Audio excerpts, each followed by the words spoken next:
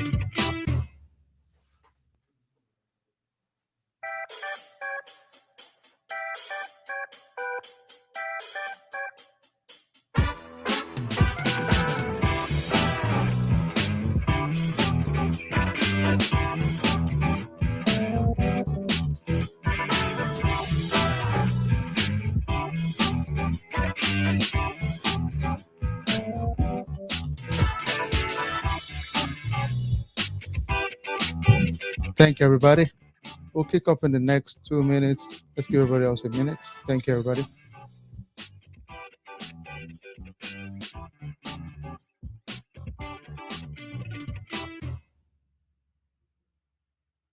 All right.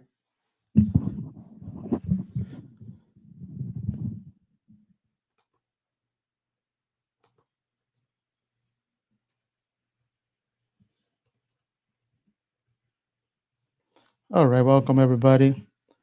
We just have a few of our folks that have some interviews I would like to just talk through today to help them to be successful on the job. So that's the goal. We'll talk a little bit about the role, then we can prepare everybody else at the same time for such a role. Okay, let's go. And I'll share my screen so that we can all see some of those roles, I think.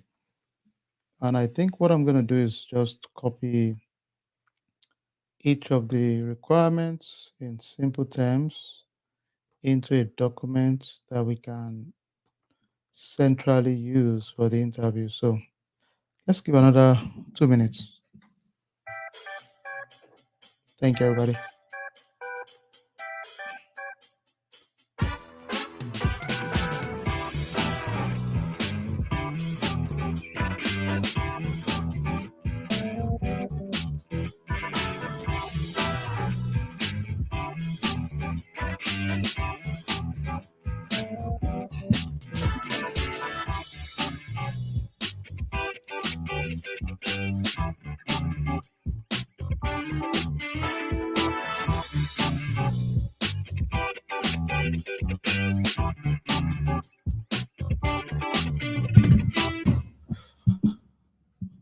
All right, thank you, everybody. Let me get back to real quick. If you don't mind, let's give them a minute more. I just saw a few people ping me. Let's just give them 1 more minute.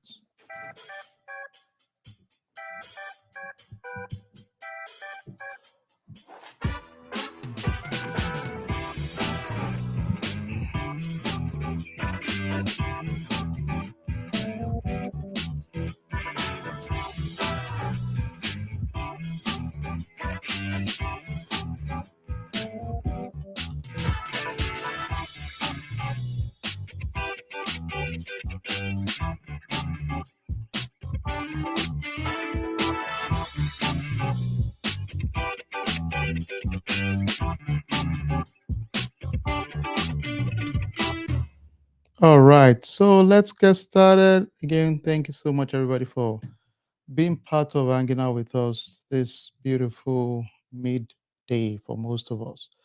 So let me get started real quick. All right, so what I like to typically start with is to give us a quick overview of what the goal is. The goal, the intention is simple.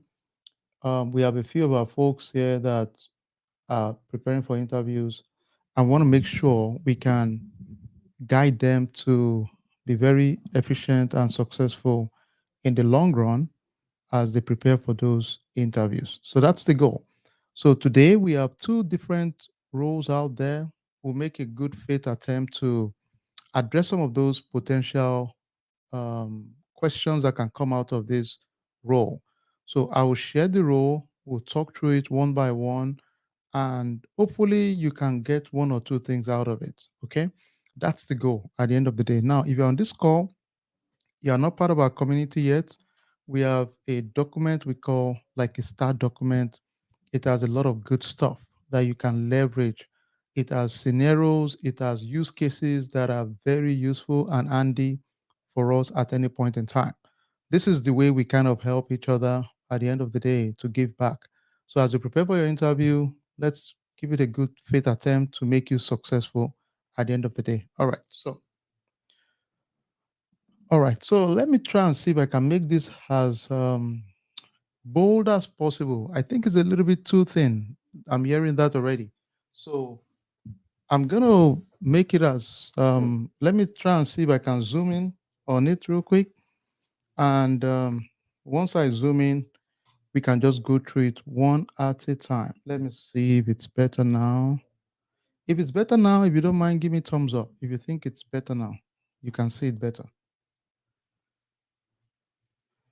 Just let me know in the comment section. Just give me a comment to say that's better.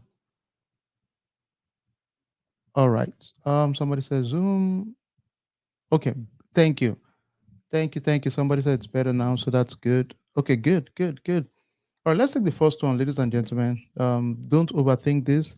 It is not rocket science. I'll keep saying it to everybody. All right. People doing this field, working in these positions, they are not as smart as you and I. So never forget that. Never shortchange yourself. You honestly never know. There are many opportunities out there, so don't second guess or shortchange yourself at the end of the day. Make sure you give yourself a chance to also be successful at the end of the day. Okay. So all you can do is give yourself a chance. That's all I would challenge you to do. All right. So let's take the first one. Then we can brainstorm. First, it says lead compliance and security audit activities with external auditors and internal control owners to ensure timely and successful completion of audit requirements. The simple task here, let's keep it simple. Your role here, let me kind of differentiate it so that you can see the one we're talking about. Your role here, in simple terms, is to help the compliance team and your cybersecurity team with potential audit or assessment activities. What does that mean? It means sometimes your external auditors, internal auditors need documentation, evidences to prepare for an audit. They might approach you, your business might approach you and say, please, our GRC analyst, could you help us to get this together? You are more knowledgeable about the area. Give us an idea of what are the things we need to present. So it's just a good way to kind of get people um, with your skill to prepare your organization for those potential external or internal auditors. Okay, that's really what you're doing there. Number two talks about improve our maturity on the NIST CSF framework. For those of us that have taken our program, you would remember we did some mapping processes whereby we have the NIST framework, ISO 27001 framework. And what you're doing here is to say, for every assessment you do, your goal is in the next 6 months, 1 year afterwards, when you perform the same assessment, they should have improved in terms of their maturity. So let's say their aggregate maturity was 1.7 out of 5 for the first year they did an audit or an assessment. That is okay. But your expectation is that after that, the next year, you expect them to, at the minimum, improve in terms of their competency, right? So that is what you expect in the long term at the end of the day, right? So, and that's all you can ask for. So, mostly if they move from 1.7 to, let's say, hypothetically, to, you know, 1.7, they move to 2.4. That is a big win for them at that point in time because that's significant, right? So, that's a big deal. Let's go to the next one. Manage SOC 2 Type 2 certification process and ensure deficiency are minimized. So, our SOC 2 Type 2 report mostly would focus on what are those security controls identified in this reporting that your third party has identified in most of the cases, and if they've mm, rectified all the issues they identified in the past. So, if they had issues with multi-factor authentication, as an example, the expectation is they've rectified those issues, in the next iteration. So you're just making sure that whatever issue they have in this report has been fixed. The next one talks about manage your annual PCI DSS certification process. This is mostly tied for payment card industry, right? There are set of controls identified in this PCI process. So you want to make sure on a yearly basis the report is reviewed and the certification is constantly done. So you would know this organization is definitely processing payment card. So that's what you see there. The next one talks about maintain the risk register process, standard, and component. Mostly, you're just saying all the key risk identified. You have a place we track it. You have a register that you can track what's been done, the potential um, fixes, remediation, or if the risk is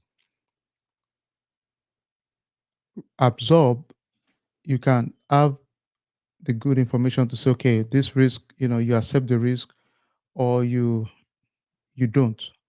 And all of those information is there for most of those tools out there. The next one talks about respond to partner third party risk assessment. This is really talking about risk assessment. So we're saying the risk identified, what's the likelihood, the impact on the business itself, or what's the residual risk. All of those information will be there.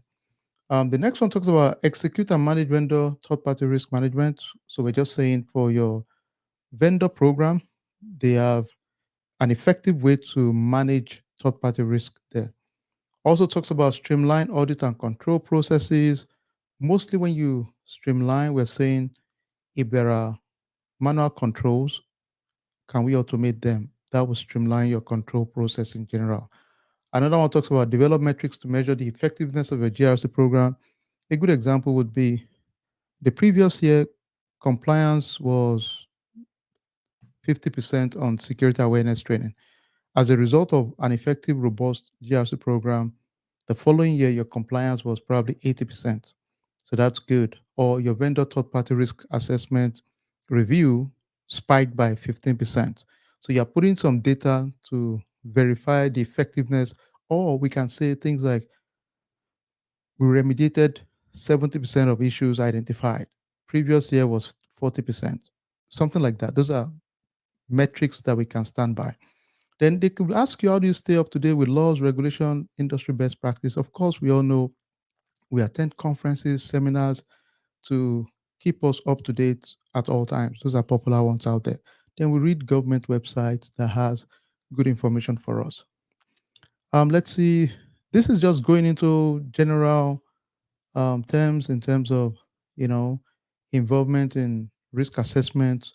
For most of us, we've participated in risk assessment before. Um, Remediation planning, we're saying issues, identify what's the plan to fix them. Familiarity with framework, most of us have touched NIST and ISO framework. Basic concept of risk analysis, IT system, networking. If you have no knowledge of IT, we have a good class. Go to academy.skillweed.com. Basic free class on foundation of IT. That will be a good one to start. Let's see what else here. Um, all right, so I think that's really the snapshot on this row. Let me jump to the next row and I'll be out of here. We try to keep this short so that we can, it's midday for most of us. So, all right, this is really a third party risk management role. And looking at this, you will notice one thing here. Um, they want somebody that can prioritize issues noticed, help them to remediate those issues from your third party. So when you do risk questionnaires, third party questionnaires, right, you'll get some feedback to identify things that you want the third party to work on. Or if there are gaps, so you know that, okay, this third party is a high risk. Based on the tier of this third party, you can decide if you want to terminate their contract or keep using such a third party. So this is just saying we need to be very involved in helping to remediate some of the issues identified by risk assessment we did for our third party.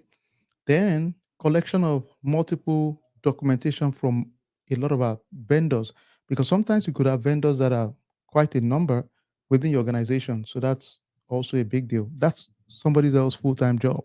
They just focus on vendor or third party, really. So it's a big deal. Preparing reports to the on the state of vendor security. So yes, at the end of the day, your assessment should be able to give you a holistic report on the current state of that vendor or your aggregate vendors. So I can say, well, based on this information, all our vendors, this is the maturity they have. These are the issues we think they should, they do have. We can kind of take it from that angle. Let me say something else here. Um, So for this particular role for third party, I have some documents, and I will be happy to share that in our community again, just as a refresher. Some potential questions and answers in third party risk. That would help a lot. Personalize it and use it. But I think overall, that's the gist of this role. Let me pause if we have questions, and before I let everybody bounce. Again, we keep this short just because it's midday for most people working. All right. Anyone else? Anybody? Let's take one question and we would bounce. Let's take a question. Anyone? All right. Okay. I guess. Good luck to. We have two people having interviews, so this is just to guide them, prepare them. If you have interviews coming and stuff like that within our community, feel free. We try to make time for a few of our folks so that we can prepare you, just to give you some guide, hopefully to motivate you a little bit more. And good luck, everybody. We'll talk soon.